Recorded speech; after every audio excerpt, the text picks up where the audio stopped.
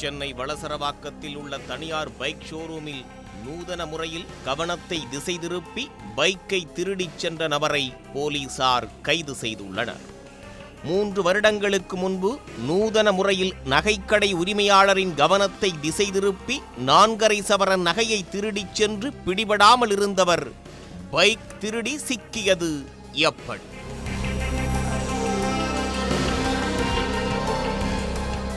சென்னை போரூரைச் சேர்ந்த அலெக்சாண்டர் என்பவர் ஆற்காடு சாலையில் உள்ள பைக் ஷோரூம் ஒன்றில் மேலாளராக பணிபுரிந்து வருகிறார்.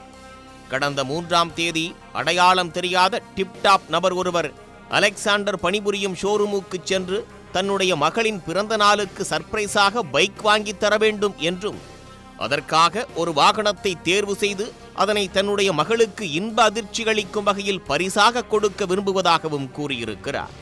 இதனை கேட்ட மேலாளர் உரிய ஆவணங்களையும் அதற்கான தொகையை செலுத்தும்படியும் கேட்டிருக்கிறார்.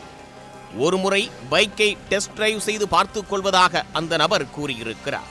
இதனையடுத்து உடன் ஒரு ஊழியரோடு பைக்கை கொடுத்து அனுப்பியிருக்கின்றனர். பைக்கை ஓட்டி பார்த்தவர் அங்குள்ள ஒரு வீட்டை காட்டி இதுதான் தன்னுடைய வீடு என்றும் தன்னுடைய மகளிடம் ஒருமுறை பைக்கை காட்டி சர்ப்ரைஸ் கொடுத்து விட்டு வருவதாகவும் கூறியிருக்கிறார்.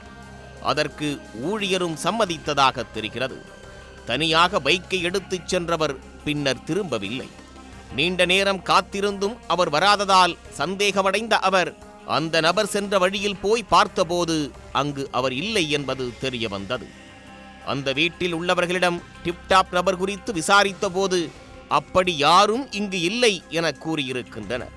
இதனால் அதிர்ச்சியடைந்த ஊழியர் ஒரு ஆட்டோவை பிடித்து ஷோரூமிற்கு சென்று மேலாளரிடம் நடந்ததை கூறியிருக்கிறார். இதனையடுத்து மேலாளர் அலெக்சாண்டர் போலீசில் புகார் அளித்துள்ளார்.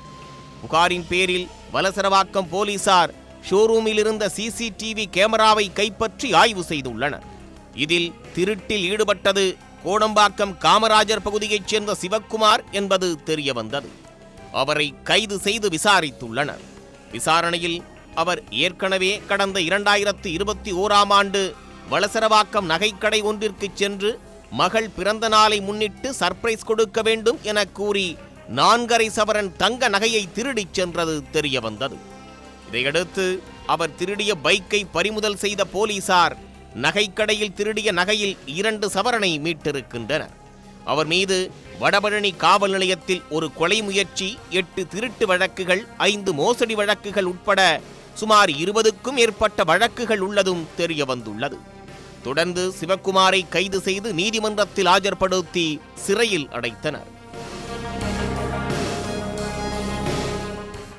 சர்ப்ரைஸ் கொடுக்க வேண்டும் என கூறி கடை ஊழியர்களை திசை திருப்பி பைக் நகையை மர்ம நபர் திருடிய சம்பவம் பரபரப்பை ஏற்படுத்தியுள்ளது. உடனுக்குடன் செய்திகளை தெரிந்து கொள்ள சன் நியூஸ் பெல் ஐகானை கிளிக் பண்ணுங்க.